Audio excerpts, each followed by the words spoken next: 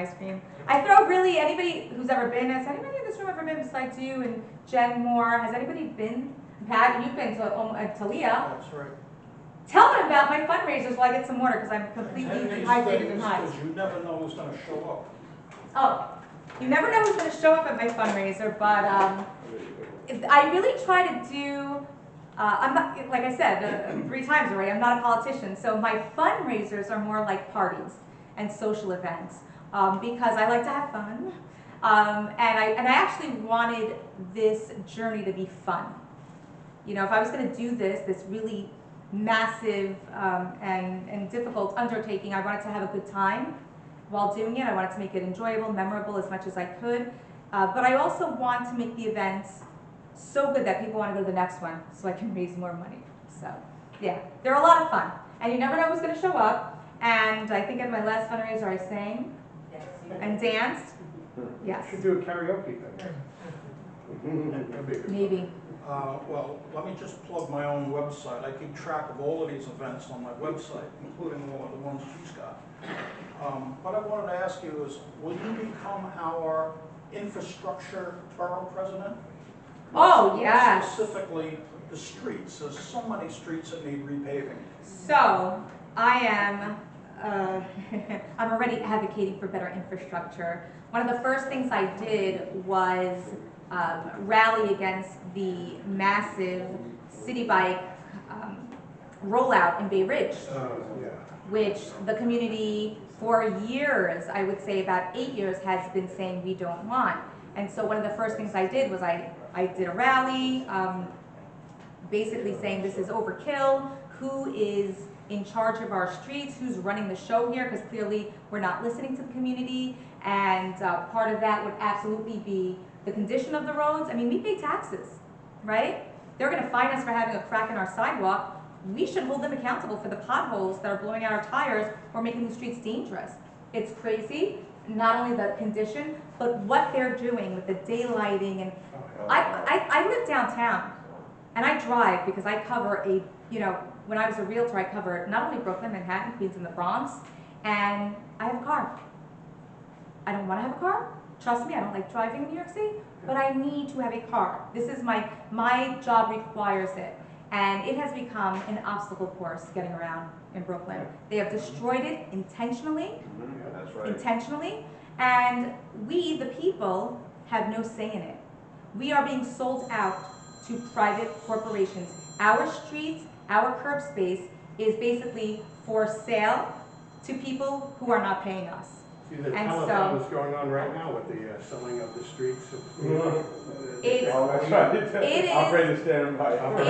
such, I mean, you know, I don't want to get in trouble. I've had lawyers contact me and say, stop saying names. That you have to say, in my opinion. Yeah. But billion-dollar tech companies are controlling our streets, and it's got to stop. Yeah. And it's disgusting. It's only going to get worse, like you said, with the daylighting, and that's going to be every corner. It's going to be what, 150,000? They're going to pay 300,000. 300? Okay. Well, Per corner. Per corner. This is billions. Every borough they want to do it for. And besides that, the new garbage trucks are being rolled out, I believe, next year. And for every apartment building, they're going to do side-loading garbage trucks. And for those side-loading garbage trucks, those bins are going to be in the street, in front of buildings where parking cars used to be. They don't care about your cars. They don't care about your war on cars. They don't care about people that are sick, disabled, or elderly. They want you on a bike. They don't. And by the way, since I'm on the topic of bike, the person that I'm running against is pro-congestion pricing, a cyclist, basically, in my opinion, in cahoots with the lobbyists that are also pro-congestion pricing and pro-bike lane and pro-daylight. And in terms of the daylight, you know, this is the stuff that blows my mind. The daylighting bill has not even been passed into law. It will. And they are already doing it. Yep. I come out of my apartment and more parking spots are gone. And these concrete barriers are going in place, and they are outlined, and they are digging, and it's not even law yet. Billions of dollars. Billions of dollars is being invested into this daylighting project when we have homeless veterans, children without after-school programs, elderly who go to community centers for help and can't get a thing. It's disgusting, it's wrong, and I'm going to advocate for not only better infrastructure, but infrastructure that is dictated by us, the taxpayers. It's for their religion of the Green New Deal. That's right. Well, let me tell you about the Green New Deal. And I know that I'm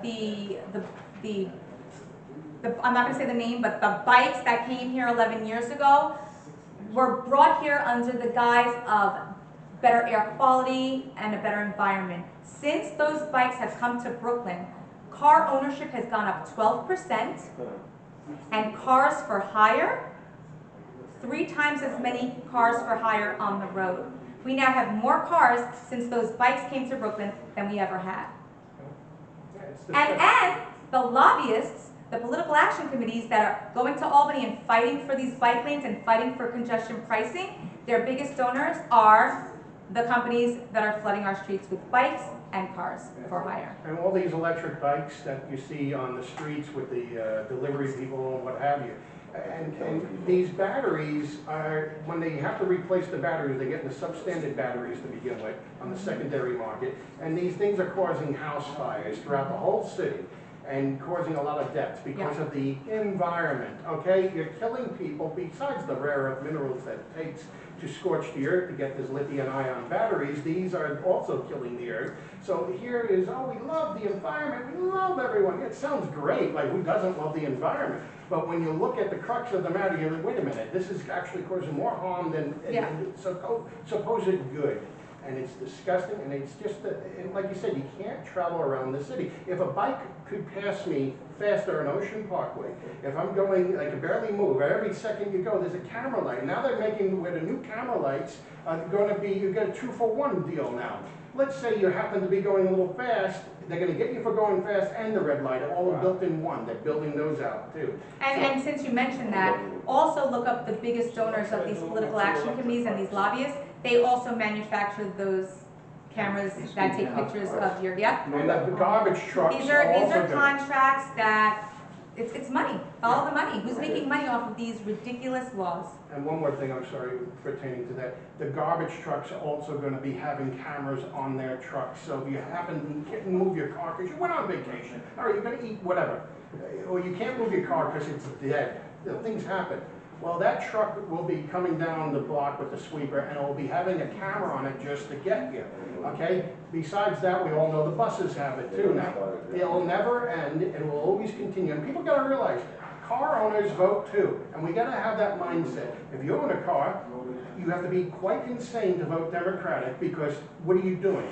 You know, oh my God, congestion, oh my God, get tickets everywhere I go. I'm voting Democrat. Then you need a psychiatrist. You also have to understand that cars bring in revenue for New York City. So if you get rid of the cars, you get rid of registration, you get rid of meter income, you get rid of ticket income, right? I mean, I have a ticket budget. I do my best, but you know, I basically live out of my car. And so what's going to happen when that revenue is lost? Right. Property tax and everything else will be going. Property tax is, I could do a whole meeting about property tax, and maybe I will. Yeah. Because property tax is our biggest source of revenue, and that's about to go away too for a lot of, let me just dive into this real quickly. There is a bill on the table that our City Council is trying to push forward that would give nonprofits the right of first refusal to buy buildings that are 3 families or more. So for example, if you own a 3-family building and you want to sell it, you can no longer call a real estate agent. You have to present the property to HPD. HPD then presents the property to the nonprofits and says, hey, you want to buy this? Nonprofit makes an offer. If the owner of the property doesn't like the offer, then they can list the property, get another offer. Once they get an offer, it has to go back to HPD for like a 120-day look period or something. It's complete market manipulation, but look what's going to happen. Nonprofits don't pay property tax. Right. So, you know, and I am a realtor, and I tell people, you sure you want to buy in New York City? So I have a three-family house, that would apply to a Yep. house that I live in, a three-family, they'll call that, So- they call it like a building apparently, a It's- house with a roof is a building. You're a landlord. Oh, yeah. Oh, I you're get the all devil. the- I get the- You're evil. I get the You're gas pipe greedy. inspection, the Yeah. red paint, I get They everything. want you out of Oh, here. yeah, they do. How dare you Yeah. make money off of people that want to rent your property? No, I mean, Yeah, you're evil. Yeah. And so, yeah, we are under attack from, be it a property owner, somebody who drives a car, somebody who obeys the law. I mean, we are coddling criminals here. Yeah. Really, that the hard-working, law-abiding person who's doing everything right is the one getting screwed. And they wonder why people try to manipulate the system to survive. Absolutely. Will you advocate for like the electric scooters and bikes that I have an issue with? I feel I'm safer walking in the street than walking on the sidewalk. Yeah, it's a big problem. And I have to look out for getting hit from behind or whatever, and I think that's a real big issue right now. Bicycles shouldn't even be on the sidewalk, let alone mopeds and scooters. And so yes, I will. I want people to be healthy and safe. And if that makes me evil, elitist, fascist, whatever they want to call me, so be it. But I want people to be healthy and safe, and so yes, that's something that I will absolutely advocate for. And it's not just people like you and me. We have a lot of elderly. Yes. We have a lot of people that They're getting killed, by the way. absolutely Yeah. that are not mobile. Maybe they have a disability. Maybe they dogs. I'm a big dog lover. Dogs. I've almost been killed at least in the last year twice by these bikes. Yeah. And I lost a door to my car from one of these bikes. And I hear the horns on them, and you're not in the street. I'm talking about those e-bikes and the mopeds that are Yeah. driving however the heck they want to Like a drive. wild, wild west. E-bikes, but city bikes. No, everything. No. Well, city bikes could be e-bikes. And actually there are more e-city bikes coming. Oh, good, Caroline. Yeah. And I said the name. You're making me say names. You're going to get me in trouble. Registered in I New was York. doing some research. City of New York bikers, that's what we do. When Glenn got in touch with me and spoke about you, I decided to do a little research on Oh boy. And during one of the videos, you mentioned your real estate career, Yes. and you spoke about a law that was trying to be pushed forward, and you said that was the instigating law that got you involved in this. What was the law? So that is called the FAIR Act. The Fair Act. Yep. And it had been a bill for a long time. When I finally realized it was going to happen, that's sort of when my campaign manager and I got together, and he's like, oh, about this, you really should run now, it's going to affect your business. And he was right. It directly impacted my business. If I was still working as a realtor and not campaigning, automatically 50% of my income would be gone. And I'm a 1099 self-employed person, so I can't get unemployment or anything good like Yep. that, right? Yep. But the law basically states that whoever hires the broker for a rental has to pay the broker. Whereas before that law, the tenant would pay the broker. Right. So now, what does that do? Now, it's usually I'm the landlord because nobody's calling you and saying, help me find an apartment, knowing that they're gonna have to pay. And the landlords that it really impacts are the small landlords, the moms and pops. They simply can't afford the broker fee. And so many of them are just leaving the apartments empty. Others are trying to rent it on their own. They're going to get in trouble. They're going to be sued. They're going to end up in housing court, or worse, with a bad tenant, because they are not real estate professionals. They don't know how to do these things. They don't know how to screen. 20 years of gut. I know. You could look at some. Are you going to be a Yeah. good tenant or not? I use my best judgment.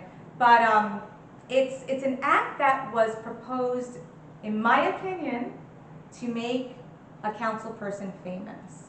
It was a political move. It did not make housing more affordable. That's what they intended to do with the law. In fact, the day after, rentals went up 15%, 3,000 units came off the market,